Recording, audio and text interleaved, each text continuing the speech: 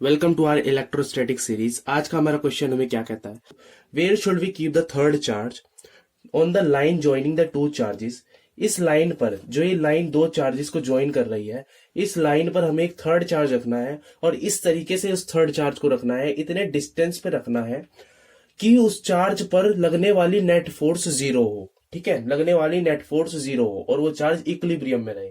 First of all, अगर अगर मैं एक भी कोई भी चार्ज यहां पर रखता हूं तो उस पे एक रिपल्सिव फोर्स या फिर अट्रैक्टिव फोर्स लग सकती है। तो फर्स्ट ऑफ ऑल हम यही जान लेते हैं हमारे पास जो थर्ड चार्ज है उसका नेचर क्या है। थर्ड चार्ज जो हमारे पास है वो है प्लस क्यू। ठीक है, मैंने आपसे कहा हमें इसको इस तरीके से रखना है कि ये कैसे रहे, इक्विलिब्रियम में। इक्विलिब्रियम में कब रहेगा, जब इस पे लगने वाली नेट फोर्स क्या होगी, जीरो। अब जरा एक बात सुन लीजिए, इन दोनों चार्जेस के बीच का जो डिस्टेंस है वो एल है, ये मैंने लेट कर लिया। अब जो मेरे पास थर्ड चार्ज है ये वाला, ठीक है, ये कैसा है, ये है पॉजिटिव का थर्ड चार्ज, क्यू है क्यू। एक चीज आपको क्लियर दिखाई दे रही होगी, इसका मैग्नीट्यूड ज्यादा है, इसका मैग्नीट्यूड कम है। अगर मैं इस प्लस क्यू चार्ज को यहां पर रख देता हूं तो ये भी प्लस क्यू और ये भी प्लस क्यू, दोनों उस पर रिपल्सिव फोर्स लगाएंगे। ये वाला प्लस क्यू इस प्लस क्यू पर रिपल्सिव फोर्स लगाएगा। अरे एज्यूम करो मैंने इस चार्ज को यहां पर रख दिया प्लस क्यू, तो ये इस पर रिपल्सिव फोर्स लगाएगा बिकॉज ऑफ सेम नेचर। ठीक है, और इसी तरीके से ये भी इस पर रिपल्सिव फोर्स लगाएगा पर थोड़ी कम, क्योंकि इस दोनों के बीच का डिस्टेंस क्या है, ज्यादा।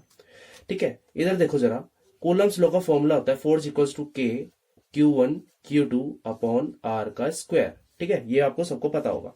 जितना ज्यादा डिस्टेंस उतनी कम फोर्स, जितना ज्यादा फोर्स उतना कम डिस्टेंस। तो जितना कम डिस्टेंस उतनी ज्यादा फोर्स होगी, ये ज्यादा फोर्स लगाएगा। और जितना ज्यादा डिस्टेंस उतनी कम फोर्स, जितना ज्यादा डिस्टेंस उतनी कम फोर्स, बिकॉज ये चार्ज बहुत दूर है। तो अब देखना जरा, ये भी इस पर रिपल्सिव फोर्स लगाएगा बिकॉज ऑफ सेम नेचर।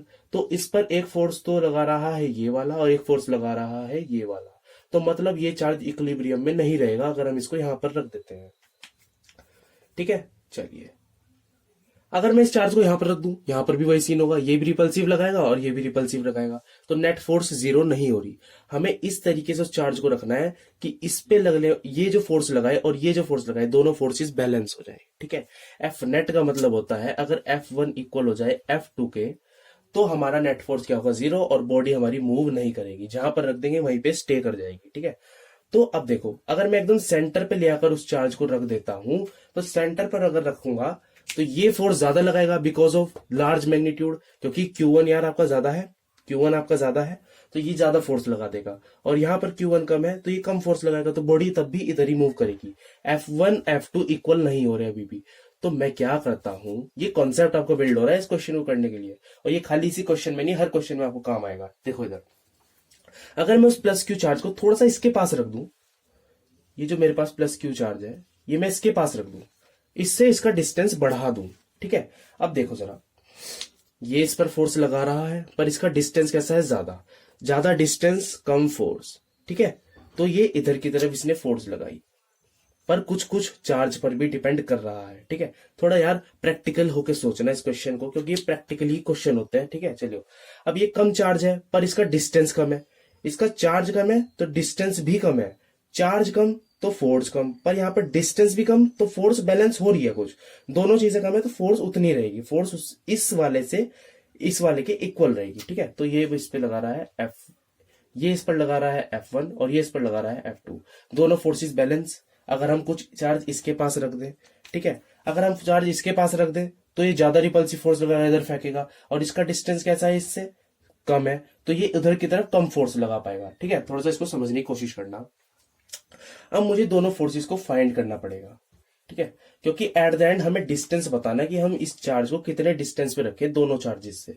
ठीक है, हमें डिस्टेंस बताना है। मैं लेट कर रहा हूं, इस जो प्लस क्यू चार्ज हमें रखना है उसका डिस्टेंस इस वाले चार्ज से कितना है, x। अगर ये x है तो ये कितना होगा, L माइनस एक्स। ठीक है, दोनों का डिस्टेंस हमें पता चल गया। अब हम इन दोनों की फोर्स निकाल लेते हैं। ठीक है, कैसे निकालेंगे, 4 इक्वल्स टू के Q1 Q2 upon are square. तो यहां पर k तो k ही है, Q1 कितना है आपका, Q1 4Q, और ये वाला कितना है Q अपॉन आर का स्क्वायर, मतलब डिस्टेंस का स्क्वायर, L माइनस एक्स का होल स्क्वायर।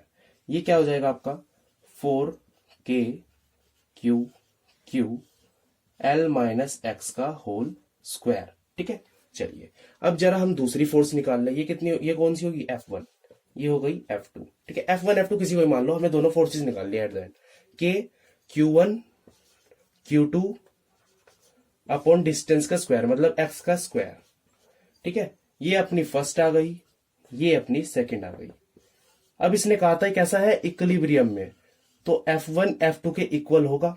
ठीक है, F1 F2 के इक्वल होगा। रुको मैं वेट कैमरे में चेक कर लूं आ रहा है नहीं।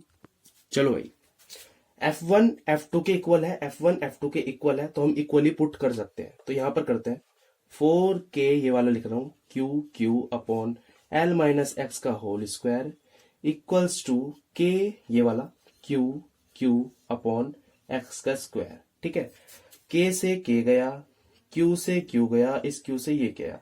अब मैं इस पूरे के पूरे प्रोसेस को ऊपर कर रहा हूं यहां पर। ठीक है, यहां पर देख लेना, थोड़ा स्पेस का प्रॉब्लम हो गया था। देखो जरा क्या बचा था हमारे पास, 4L माइनस एक्स का whole square equals to 1 upon x square. यहां पर ये मैंने यहां पर कर दिया। ठीक है, अब मैं करता हूं क्रॉस मल्टीप्लाई। इधर देखो 4x स्क्वायर इक्वल्स टू, या मैं इसका होल स्क्वायर खोलने वाला हूं, L square a square plus b square minus 2ab।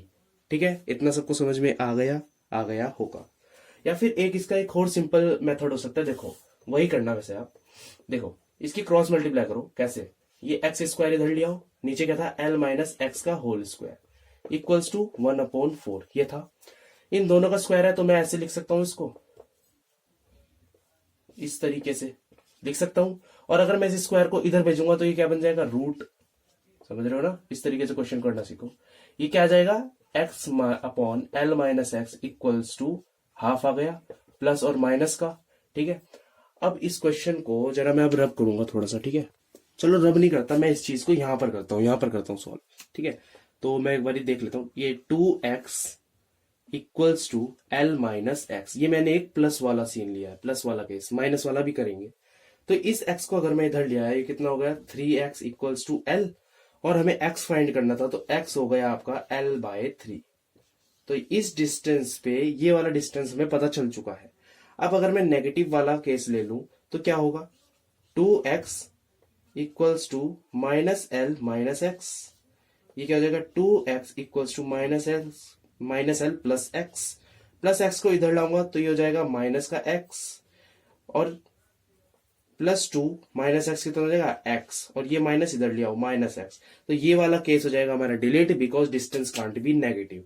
ठीक है, चलो अब ये हमारा डिस्टेंस आ चुका है x। अब आप ये वाला डिस्टेंस आराम से फाइंड कर सकते हो। l माइनस एक्स था, l आपका ये रहा, x की वैल्यू आपकी l/3, तो इसको इधर लिया हो 3l माइनस l/3, क्या हो गया 2l/3। That is your required answer. इस क्वेश्चन को इस तरीके से करते हैं। हमारे चैनल पे इसी तरीके काफी सारे क्वेश्चन है, वहां से आप सीख सकते हो। ओके।